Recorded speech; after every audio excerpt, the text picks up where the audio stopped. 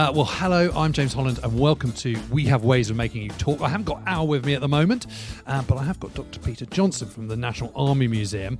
And Peter's kind of rather nice because everyone else is gone. We've got the place to ourselves. It's nice and quiet. They've actually got rid of the shelling and the machine gunning, so we're going to be safe as well.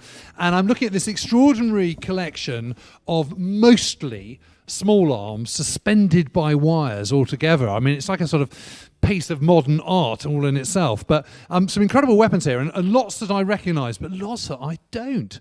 Little sort of weird hybrids. So I'm looking at sort of various machine guns, submachine guns, rifles, pistols. You know, right in front of me here is a Sten gun, but there's a couple of other sort of Sten gun looking things which aren't quite Sten guns but might be. Yeah. But tell me all. Sure.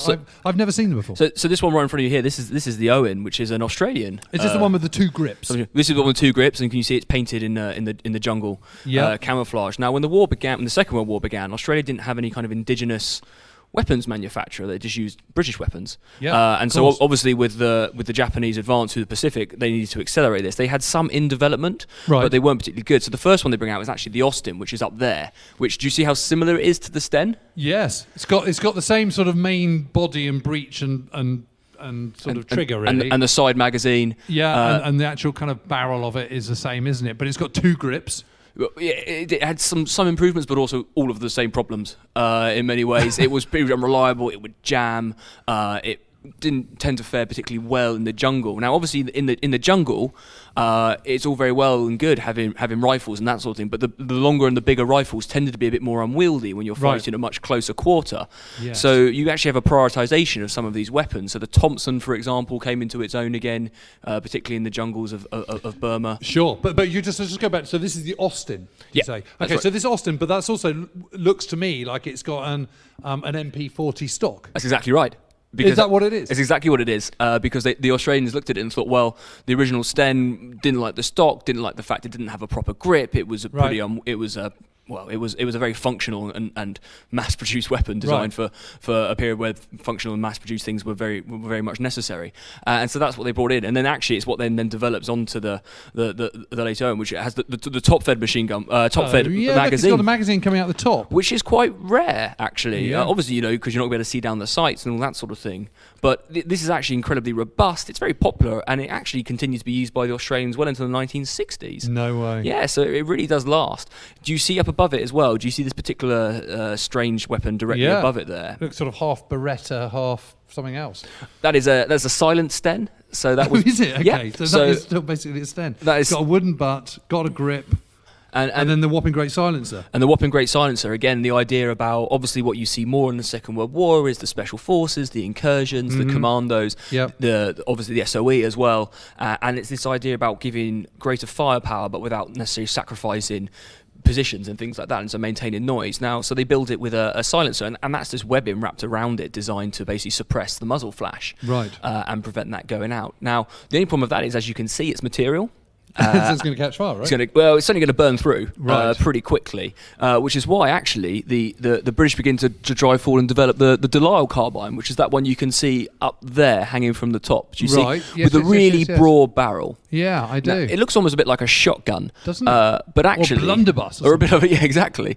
But I mean, that is a really, really chunky barrel. Yes, but that's because it has the suppressor built into it. Got you. Is it heavy? It is pretty heavy. I mean, you think most rifles are about £8, something like that. No, this is going to be a bit more. This is slightly more than that. It's got quite a small magazine as well, but with the suppressor built into it, it means it's far more durable. But those are actually very rare. They were issued to the commandos and other special forces, but there's only about 129 of them that are built and made, and obviously we have one of them. But listen, I just want to go back to Sten, because Sten gets a lot of grief. I mean, the late, great Professor Sir Michael Howard, of the 3rd Battalion, the Coldstream Guards in the Second World War, wrote a lot of the grand strategy, official histories, absolute legend in his lifetime. He famously wrote a letter to the Times complaining about how awful the Sten gun was.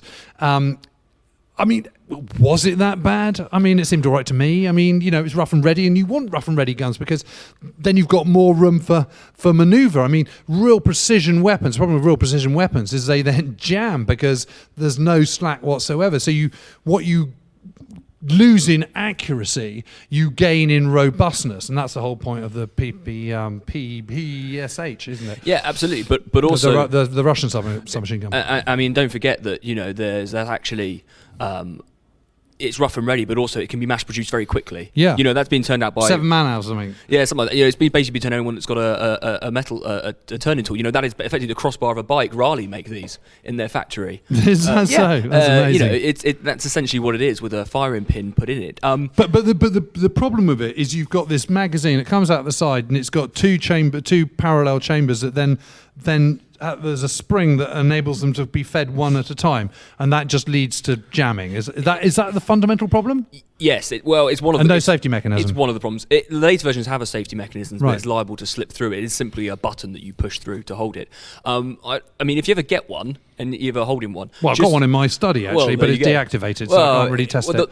If the bolt's still slotted, just you never want to do this too hard with your own possessions, obviously, but just give it a little tap on the table, and often you will just hear the bolt go. And that was one of the big problems, because when guys used to jump out the back of lorries, or they used to go over a big bump in a rutted road, right, it would just suddenly go off. And negligent discharges were a big problem with the Sten. But the later versions, the later marks tended to fix that a little bit. So when do they fix that? What marks? They're pretty much moving progressively through that. Right. 3 and 4s much later in the war. Mm-hmm. And I think mine's a 3. Yeah, probably. There's more of the 3. Those are the ones that were produced in the greater numbers. But they have the safety catch. I think mine's got a safety catch on the side. That's right. And they've got a slightly more comfortable stock and handle and all this sort of thing. What you were saying about so Michael Howard not liking them is really interesting. And a lot of British units didn't like them. I remember a gentleman next door in the Royal Hospital said, right, so what we did is we got the Stens, and the first thing we did is we found a convenient ditch, we chucked it away, and we got ourselves a rifle. Because it was a much better weapon. And yet, interestingly, there are plenty of accounts where you read about the British who are going out and they're trying to get their hands on a German MP40 to replace the Sten. They both use 9mm ammunition. Yep. Deliberately so. Yep. But at the same time, the Germans are actually going out and trying to get their hands on Stens. Yeah. So I think doesn't every side have weapons envy? Exactly that.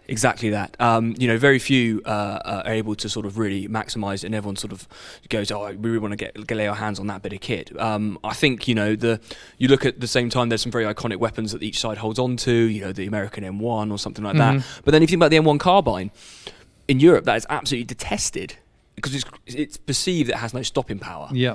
And actually, the Americans using that in the island when they're island hopping, and they're fighting at slightly longer range at the time. Again, there's a real worry that and you see guys throwing these away and just falling back on a trusty 45 Colt or something like that. Right. In the jungle in Burma, actually, the British are quite like using those carbines. Because the distances involved are so short. Distance involved are so much shorter. They're so much lighter. They're not as long, so they don't get tangled on branches. Exactly. And so really, the way in which the different campaigns are fought in different parts of the world has a different need and a different call for these weapons. Let alone some of the specialisms. You'll see the Fallschirmjäger light machine gun that's up there as well, which is obviously designed to give them far greater firepower and be far more mobile. Yes. But again, your earlier point about these not necessarily over-engineered weapons, but things that are absolutely finely tuned and well done, and have a huge amount of time and love and poured into them and their production. In mass war, sometimes it's not the best designed weapon that's going to achieve you victory. It's the one you can produce in the most numbers. Well, I've been lucky enough to farm most of the main German small arms, including the MP38 and the MP40. And I've got to say, they are really, and also the MP28 actually, which was then developed by the Navy into the Lanchester. They were amazing. I mean, I'm no weapons expert, but you put, they're light. There's no kick. They're solid. They just feel really, really smooth and really well engineered. And it's a really weird thing. I'm very conscious. I'm sounding a tiny bit fascistic about this at the moment. I don't mean to be, but you picked up the MP40 and fired that, and I thought, wow, okay, I can absolutely get why people kind of wax on about this one. On the other hand, it does take 60 man-hours or whatever. It's incredibly expensive. Even the MP40 compared to is much more readily and mass-produced than the MP38. But even so, it's still kind of really, really well engineered. And you can see if you're British why you would want one of those. And of course, if you're a soldier, you can give a toss about how many man-hours it takes or how much money it costs the national bank or whatever. You can give a toss about that. But as historians, you have to kind of take a step back and look at it in its kind of broader thing. And there is certainly a case, isn't there, for quantity over quality. And there's sometimes a time where you can have your quantity, but the quality's shot. Absolutely. And then occasionally you hit the absolute sweet spot. Yes. I suppose that's what you're trying to do. And that's what you're always trying to do. And that's in a way, that's a lot what this case is about. This case is about showing the huge pace of development in small arms that takes place from the First World War right up through. And you can see that, when it comes to thinking about, mentioning the sweet spot about weapons that then go on and last for a long time. The Bren, I think, is a really good example of that from the British, a weapon that just works with British tactic. It works with understanding. It's robust and it's effective. Similarly, the Browning 30 caliber is exactly like that as well. That was just absolutely. You just felt that could have fired all day. It was absolutely amazing. It's in comparison to the MG42, it's certainly very effective. It's easy to change. Change the barrel because it's air cooled as well. That makes it more adaptable into different combat theatres too, which is always useful. If you need to be fighting a desert where you don't have a lot of water, for example, to have a water-cooled barrel, well, then having an air-cooled one is really good for that reason, and obviously and vice versa. And actually, that's why the British, for example, when they go into Korea, actually start using Browning 30 calibers, right?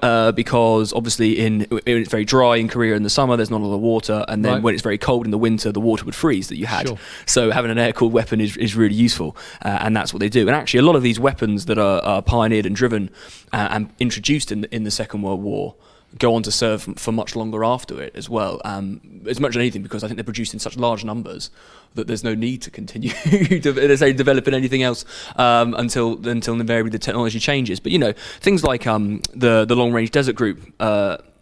Machine gun over there that you used to mount on they had mounted on the front of their cheeks. The Lewis gun, isn't it? Yeah, it's a Lewis gun, exactly. It's a Lewis gun exactly like this one. Yep. Not that radically dissimilar from what guys would have carried in the First World War. Yeah, which indeed, or put on their Sopwith, whatever. Exactly that. But it's one fast thing. Okay, there's so much debate. It gets so heated about the German MG42 and MG34.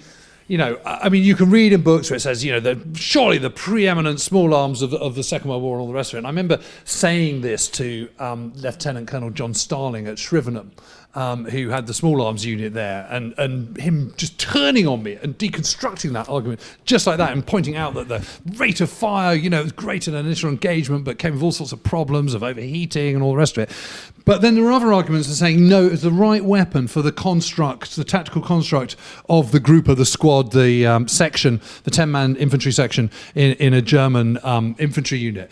So where do you sit on all this? Bren versus MG42. Oh, it's such a biggie. And I know there's no specific answer, but come on. I mean, that did overheat super quickly, didn't it? Absolutely. And I think to move outside the Second World War slightly, shall we say? I think because you talk about the M3 now, haven't you? Yeah, version of it. But what you're looking at, I think, in terms of what the British move on to in the aftermath of this, is that they recognise the value of having a belt-fed machine gun, something that can lay down a lot of fire very quickly, but also having something you can change the barrel on really fast. And that's where the GPMG comes in. Yes. Which is, has been around for nearly 50 years. But what's the rate of fire on that? Like 700, 600? Yeah, it's a bit less than that. Certainly not 1400. Yeah, you're not, no one's nicknaming that Hitler's buzzsaw or anything like that. No. But at the same time, it's about that functional way to fire. Putting down all that firepower is one thing, but if it's not effective, then it doesn't really.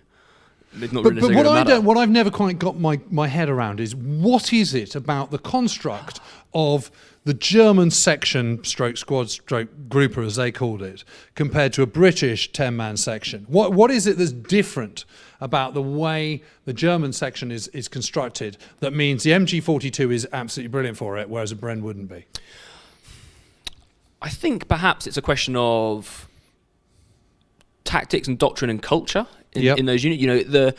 We've seen a lot of change in the historiography of the British Army, shall we? David French, John Buckley have written great books on that. Jonathan Fennell, most recently of all.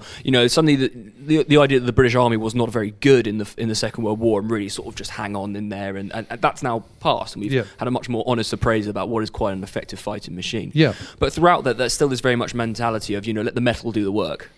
a metal rather than men. And I think perhaps in Still not flesh. it's still not flesh. And I think perhaps in the German culture and the way that the Germans are made up, that's not necessarily as apparent. I think it becomes more pressing towards the end of the Second World War in particular, when manpower is a massive issue. But I think that ability of laying down firepower but then moving and attacking and getting onto an objective very quickly and taking it is what makes the MG42 so suited to them as a small unit. And fortunately, I've never had to be in that situation myself, where my life has depended on it. So this is a cold civilian analysis of it, you will. Yeah. But I think if I was to rely on something, if I was defending, I'd probably want an MG42. But if I was attacking, I'd maybe like the greater mobility of a Bren. Perfect answer. And on that note, cheerio for the moment. Cheerio.